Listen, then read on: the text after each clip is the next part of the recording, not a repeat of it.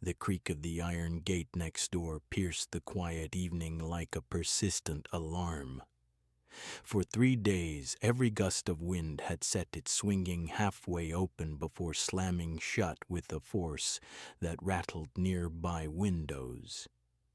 It was the kind of annoyance that made passers-by quicken their pace, but for Rafael Torres, a single dad scraping by as a handyman in the small town of Willow Creek, Wisconsin, it was just another sound in a world full of fixes waiting to happen. That afternoon, Raphael trudged up his cracked driveway, his work boots heavy with mud from a long day at the auto shop.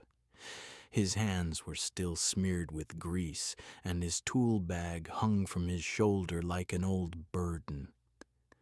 He was bone-tired, thinking only of the simple dinner he needed to throw together for his 7-year-old daughter, Carmen. But as he reached his front steps, another resounding bang echoed from the neighboring yard, strong enough to vibrate through his porch. In the adjacent yard, a woman stood frozen, her hand gripping the gate's edge as if to prevent it from lashing out again. She was striking in a distant way neatly tied back hair, a crisp coat that spoke of city polish and eyes that built invisible walls around her. In her other hand, she held her phone, the screen glaring "no service" in this spotty coverage neighborhood. She exhaled sharply, muttering under her breath, "Damn this gate." Raphael paused for a moment.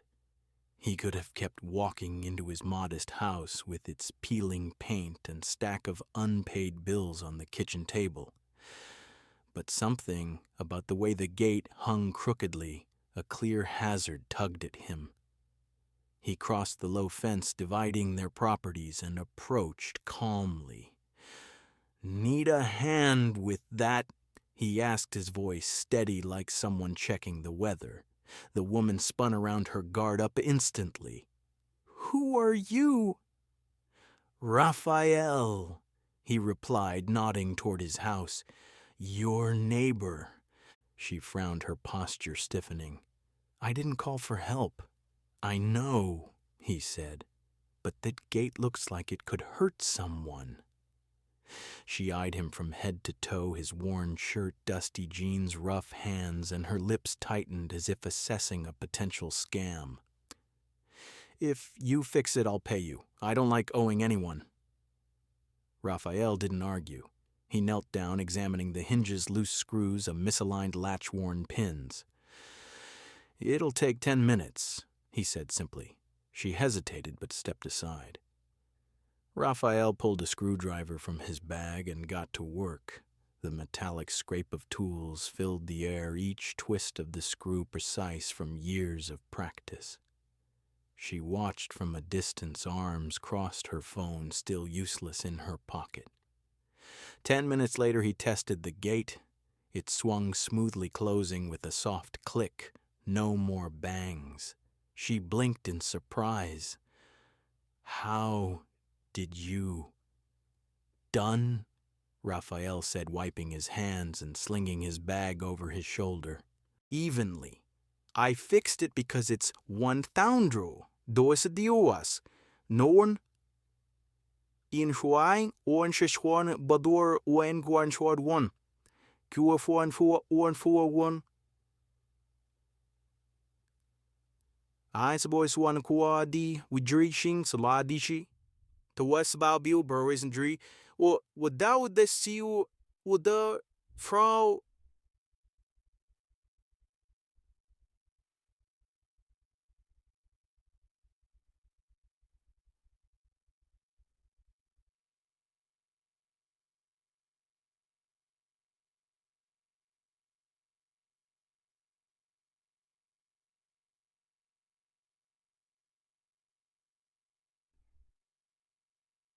Sight's dangerous, not for the money. She let out a skeptical laugh, the kind born from too many disappointments. Nobody does anything for free. He didn't defend himself. Instead, he said quietly, "Some things you fix not to get paid. but so you can sleep at night without regret." She stood there, cash still in hand, her cold expression cracking just a fraction. For the first time, her eyes softened. Raphael turned to leave, calling over his shoulder, "If you want to thank me next time you see someone in trouble, stop for a minute." He disappeared into his house, leaving her staring at the now silent gate. But inside her, something stirred. "Before we continue, please tell us where in the world are you tuning in from? We love seeing how far our stories travel." And the question lingered.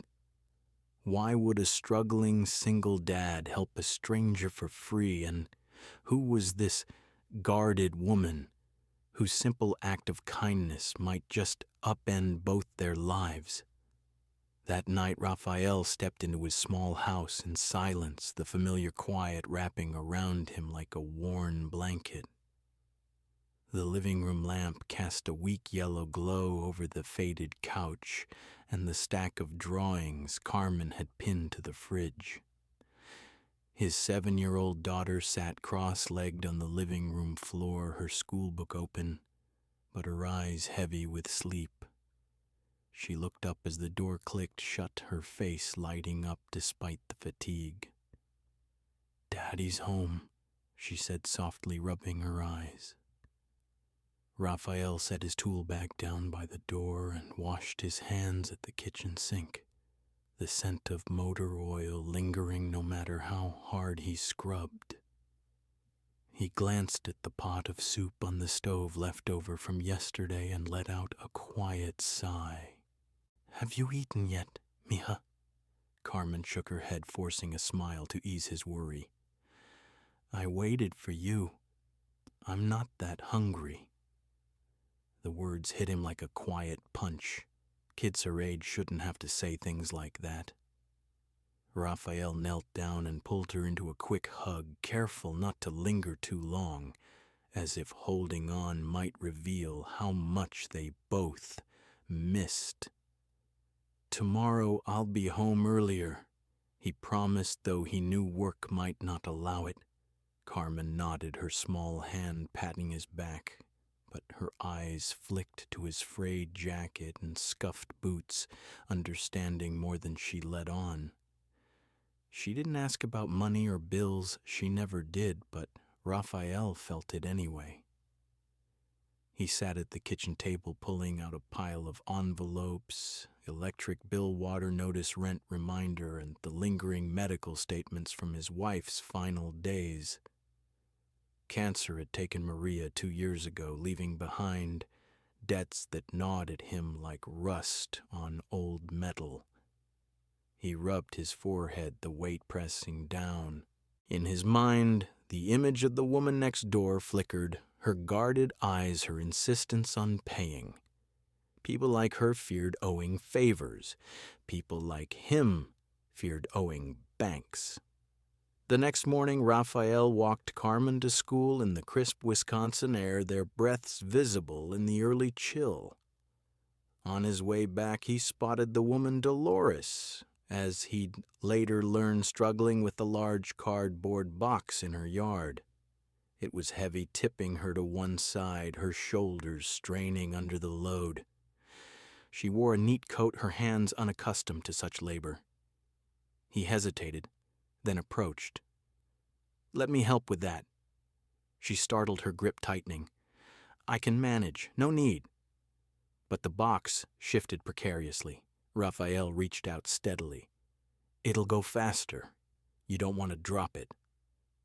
She paused, then relented with a nod. He lifted one end, and they carried it inside. Her house was spotless, minimalist furniture, gleaming counters, but it felt empty, like a showroom rather than a home. No family photos, no scattered toys, just echoing silence. He set the box down in the hallway. "There." She fumbled for her wallet immediately.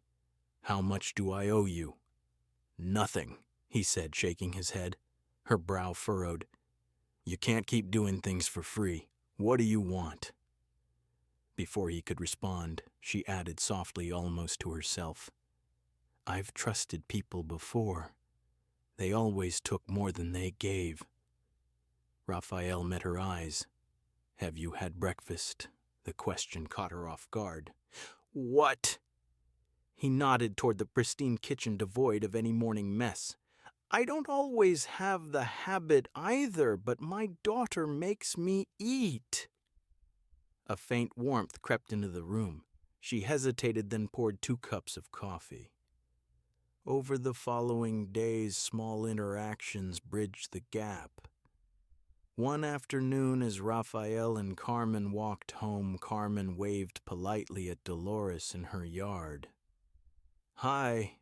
Dolores nodded back, a slight thaw in her expression, her eyes following the girl with a quiet longing. Another time, Carmen dropped her crayons while playing outside. Dolores picked one up and handed it back. "Here," Carmen beamed. "Do you want to draw with me?" Dolores froze, unused to such innocence. "I'm not very good at it." "That's okay," Carmen said brightly. "Daddy says you can learn anything." Raphael overheard from his porch, his chest tightening. Carmen was echoing his own words, unknowingly chipping at Dolores's walls. Then one afternoon, as Dolores collected her mail, a thick envelope slipped from her grasp. Raphael, passing by with Carmen, caught a glimpse of the embossed letterhead, "Whitmore Holdings, Legal Department." It wasn't the kind of mail for an ordinary neighbor. Dolores snatched it up, quickly tucking it away as if it were a secret. Raphael didn't comment, but Carmen tugged his hand. "Daddy, what does Ms. Dolores do?" He glanced at the envelope, then at Dolores's retreating figure, the woman who lived in a house like a fortress, fearing debts of the heart more than anything. "Not our business, mija," he said softly. But inside, a quiet unease stirred. If she was more than she seemed, the distance between them wasn't just a fence, it was a chasm. After the envelope incident, things should have settled into quiet routine. But life in Willow Creek had a way of layering complications, pulling at threads until hidden knots surfaced. Each small kindness from Raphael seemed to crack Dolores's defenses a little more, drawing them closer, while unspoken tension simmered beneath. One morning, as Raphael prepared Carmen's lunch for school, a faint metallic scrape echoed from next door. Not the gate this time, but something else. He glanced out the window and saw Dolores wrestling with her back door latch, her face twisted in frustration. The handle stuck halfway, refusing to turn. Raphael finished tying Carmen's shoelaces and walked her to the bus stop. On his return, Dolores was still at it, muttering curses under her breath. He approached the fence. "Stuck." She jumped slightly, then straightened. "I don't want to bother you again, but this damn lock." Carmen, who had lingered behind her dad, peeked over. "We can help, right?" "Daddy," Raphael sighed inwardly but nodded. "It'll only take 5 minutes." Dolores stepped aside reluctantly as he entered her kitchen. The space was immaculate as before, stainless steel appliances, gleaming no crumbs or clutter. He disassembled the lock, adjusting the stiff spring inside. Dolores hovered nearby, silent at first, her arms crossed like a shield. When he finished and tested the door, it swung freely now. She poured him a cup of coffee without asking. "Sit, please." He hesitated but sat. Carmen climbed onto a stool, swinging her legs. "Your house is pretty, Ms. Dolores. But why is it so cold in here?" Dolores froze mid-pour, the question hanging in the air. The room did feel chilly, despite the heating. She set the mug down carefully. "Because I live alone." Carmen tilted her head. We have a small house too, but it's warm 'cause Daddy laughs a lot. Raphael cleared his throat, ready to redirect, but Dolores's eyes softened. For a moment, the walls in her gaze thinned. A week later, while checking the gate's hinges in Dolores's backyard, Raphael noticed the expanse of unused land behind her house, rich soil overgrown with weeds' untapped potential. "This dirt's good," he said casually. "Shame to let it go to waste." Dolores followed his gaze, shrugging. "I'm no gardener." "I am," he replied. "I could plant a few rows of vegetables. Doesn't take much. Carmen loves picking tomatoes." She eyed him warily. "Why would you do that? For free?" He met her suspicion head on. "Because I hate seeing something that could thrive just left alone." The words landed deeper than soil. Dolores paused, then nodded. "Fine, but no debts." "Understood." "Understood," he said, a faint smile breaking through. The planting began that weekend, but the ground was parched, the hose yielding only a weak trickle. Dolores called a service. They quoted a high price for new pipes. She waved it off. "Forget it. Too expensive." Raphael knelt, testing the soil. "It's not the pipes. There's groundwater here. Feel how the moss leans this way. I bet we can dig a shallow well." She raised an eyebrow. "You can tell just by looking. Soil speaks if you listen," he said, echoing lessons from his late father. "Wanna try?" Dolores rolled up her sleeves, unaccustomed hands gripping the shovel. They dug together, sweat beading on their brows. Carmen sat nearby cheering. Deeper they went until a seep of water appeared, then a steady flow. Carmen jumped up. "Water, I see water." Dolores stared at the emerging spring, her voice barely above a whisper. You don't just fix gates. You fix things I thought were dead." Raphael wiped his forehead, the moment heavy with unspoken meaning. 3 days later, the sky darkened unnaturally. Raphael eyed the gathering clouds all morning. "Storm's coming tonight," he warned Dolores over the fence. "Secure the gate, tie down anything loose. Don't let trees fall." She checked her phone. "Forecast says just rain." "Clouds are low winds swirling," he insisted. "I've lived with weather my whole life." That night, the storm hit like fury. Winds howled, rain lashed sideways. A deafening crash came from Dolores's yard, a loose metal sheet from her shed hurtling toward the windows. Raphael bolted from his house, raincoat flapping, as Carmen cried from the doorway. "Stay inside!" Dolores was already outside, grappling with the sheet in the gale. "I have to stop it." He pulled her back. "You'll get hurt. Let me." Carmen wailed louder. "Daddy." Raphael wrestled the sheet down, securing it with ropes as a wind battered his face. When the worst passed, Dolores stood trembling. He draped his coat over her shoulders. "If you hadn't come," she whispered. "I don't leave neighbors out in a storm," he said firmly. "That's not how I live." The next morning, as they surveyed the minor damage, a sleek black car pulled up. A man in a tailored suit stepped out, Ernesto Dolores's ex-husband. His smile was polished, but his eyes were sharp. "Dolores," he said smoothly, "it's been too long. Heard about the storm." Her face paled. Raphael, repairing a loose fence post nearby, looked up. Ernesto glanced at him dismissively. "Who's this? The handyman?" "Neighbor," Dolores said tightly. "He helped with the gate." Ernesto chuckled, stepping closer, his voice loud enough for Raphael to hear. "Always the naive one, Dolores. Men who help for free. They always want something else." Raphael's grip tightened on his hammer. Carmen peeked from behind her dad, her eyes wide with unease. Ernesto turned to Dolores. I'm here about the papers. This house, your assets. They tie back to me. No, she snapped. He shrugged. You think you can hide.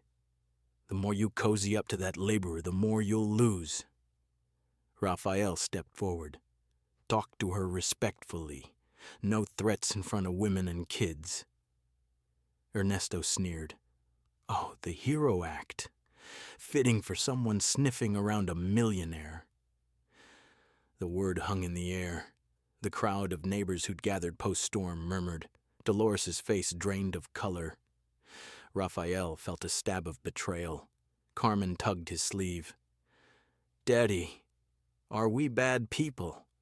He knelt, hugging her tight. No, mija, but bad people want good ones to think they are. That afternoon, Dolores sat alone in her pristine kitchen, the mug of coffee in her hands trembling slightly. The storm's debris still littered the yard outside, but the real turmoil raged inside her. Her phone buzzed relentlessly, messages from Ernesto, each one laced with veiled threats. Meet me at the lawyer's by 5, or everyone hears about your little handyman affair. You think you can hide your money? I'll drag it all out. Don't make me ruin you both.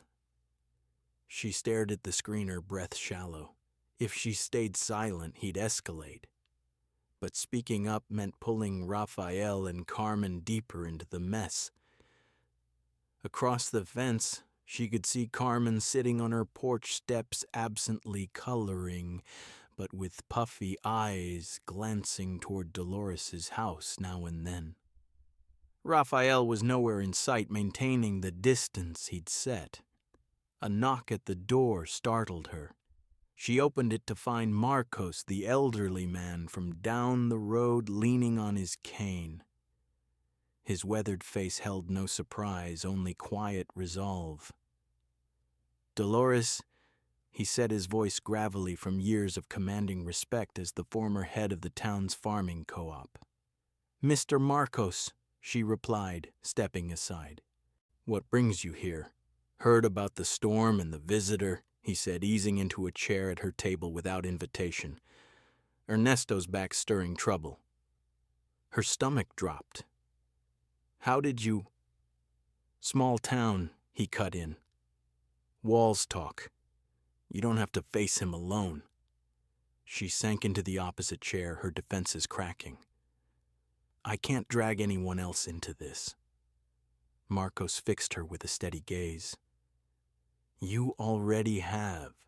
The question is, what are you going to do about that little girl next door? Dolores' eyes welled up.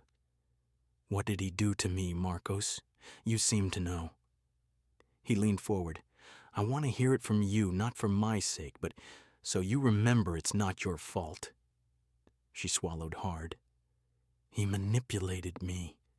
Borrowed money in my name, called me worthless when I questioned it, left when the debts piled up and my inheritance came through. Marcos nodded slowly. Classic Ernesto. He's not here for love, he's here for a payout, your land, your assets. Her hands clenched. You think he'd... Smells like money to him, Marcos confirmed, but we don't let that slide here. He didn't call the police. Instead, he made a few quiet phone calls. Within the hour, neighbors gathered in Dolores' yard, the hardware store owner, the diner proprietress, a couple of old farmers. They weren't there for gossip. They came because Marcos summoned them and his word carried weight. Marcos stood in the center, his cane planted like a gavel. Ernesto's using dirt to force Dolores' hand. Anyone he's burned before, speak up. A heavy silence followed. Then the hardware owner stepped forward. He owes me for supplies 8 months back, then vanished. The diner owner held up her phone. He called me yesterday, bragging he'd humiliate her into signing. I recorded it.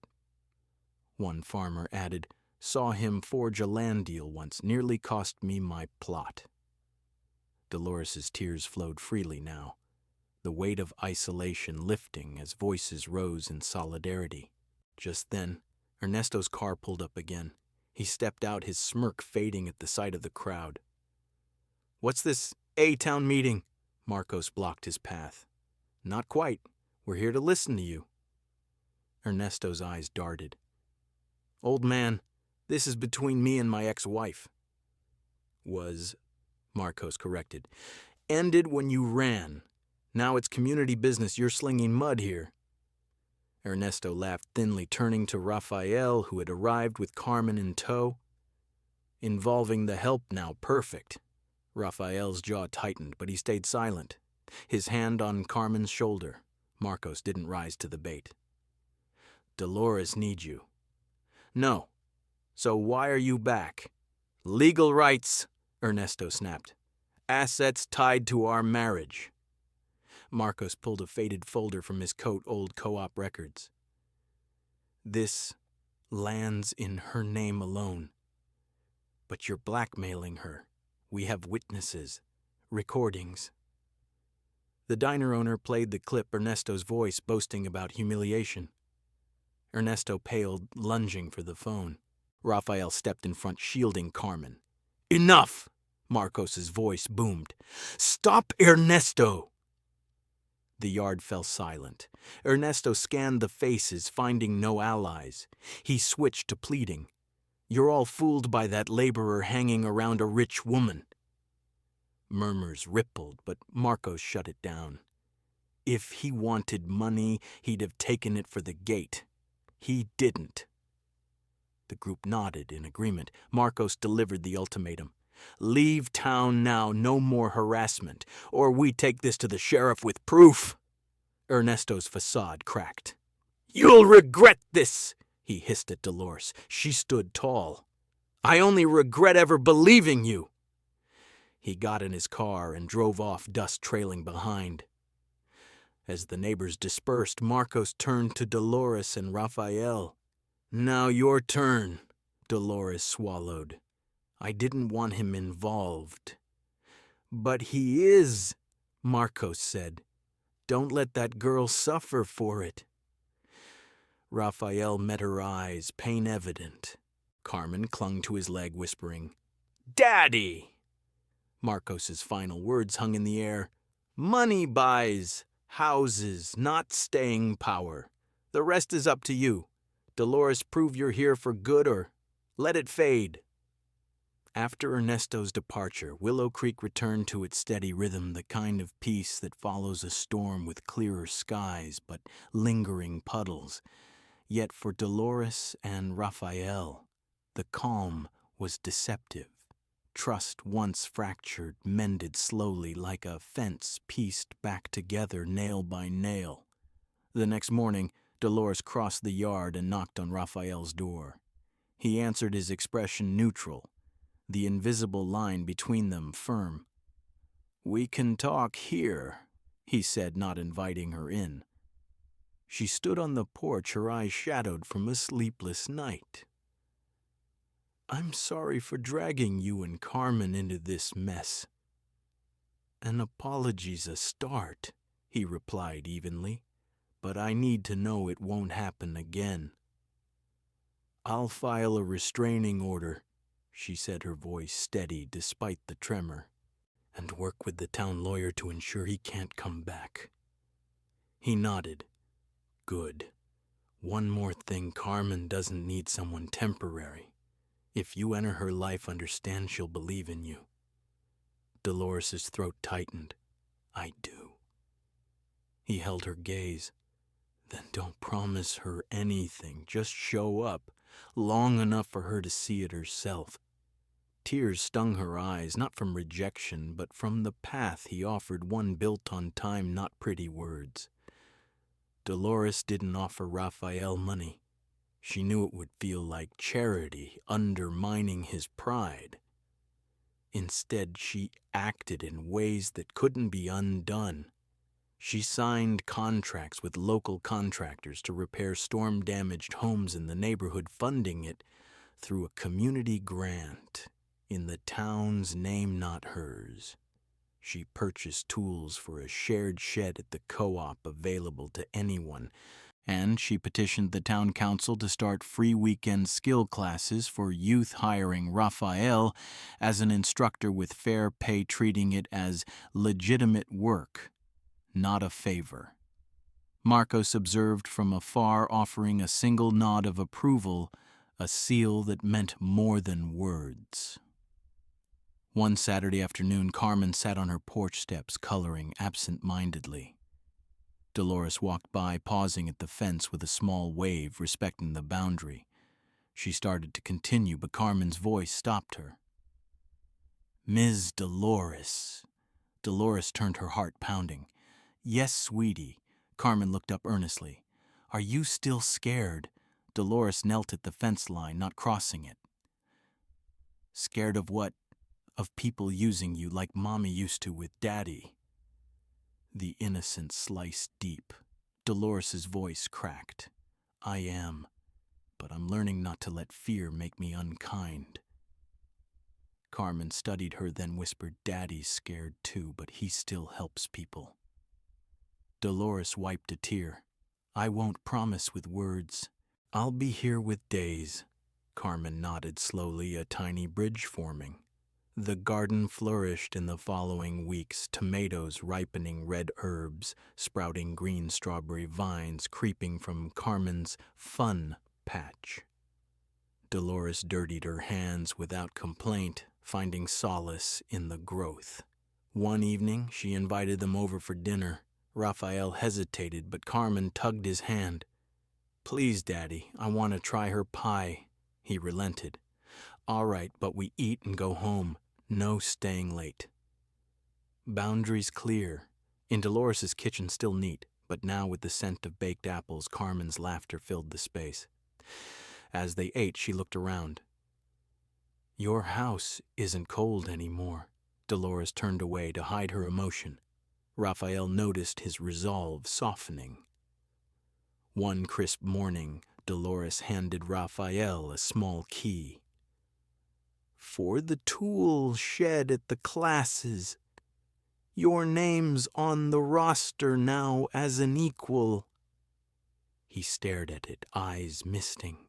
Not for the value, but the recognition it honored his skills without pity. "I don't want to save you," she said quietly. "I want to stand beside you as someone working together." He nodded slowly. "That's the right way." Carmen bounded out, spotting the key. "Daddy has a key now, so he doesn't have to ask anymore." Raphael scooped her up, kissing her forehead. "That's right, mija." Dolores's tears fell freely. That night, after Carmen slept, Raphael stood on Dolores's porch under a starlit sky. She joined him, keeping a respectful distance. "I'm still afraid," he admitted. "Afraid to trust and have to pull Carmen from the wreckage again." She nodded. "I won't ask you to believe right away." "Then what do you ask?" "A chance to prove it with time." He was silent for a long moment. Then, "I won't promise forever, but tomorrow, if you're still here, I'll believe a little more." She nodded through tears. "Tomorrow." Inside, Carmen stirred in her sleep, murmuring, "Daddy." "Ms. Dolores." They shared a look. Two scarred souls, and knew what they were building wasn't fairy tale love. It was a home sturdy enough for a child not to fear abandonment. Love isn't arriving and staying. Love is staying long enough for others to dare believe. If you were Raphael, what boundaries would you set to protect your child when giving someone a chance to enter your life